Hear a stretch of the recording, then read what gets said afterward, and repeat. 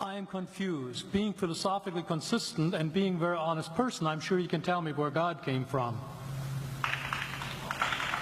And in addition, once you've told me where God comes from, please try to clarify how you can figure that a spiritual force can have an impact on a material universe to create it.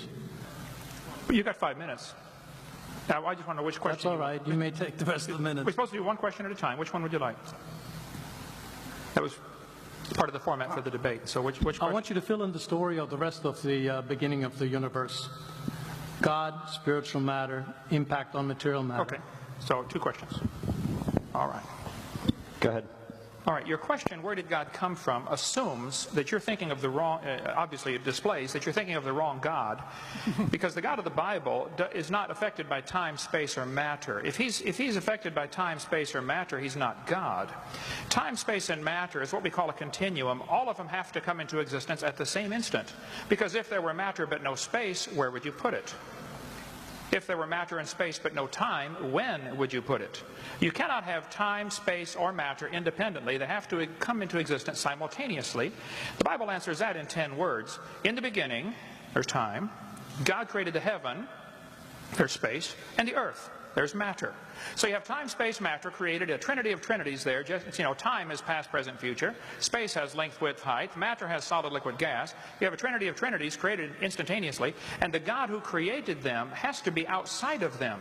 If he's limited by time, he's not God. The guy who created this computer is not in the computer. He's not running around in there changing the numbers on the screen, okay? The God who created this universe is outside of the universe. He's above it, beyond it, in it, through it. He's unaffected by it.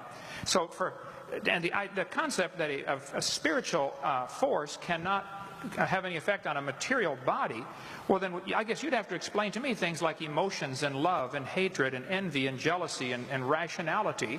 I mean, if your brain is just a random collection of chemicals that formed by chance over billions of years, how on earth can you trust your own reasoning processes and the thoughts that you think? Okay, so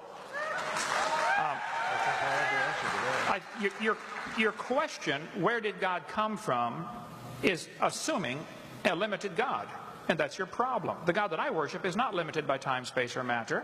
If I could fit the infinite God in my 3-pound brain, he would not be worth worshiping, that's for certain.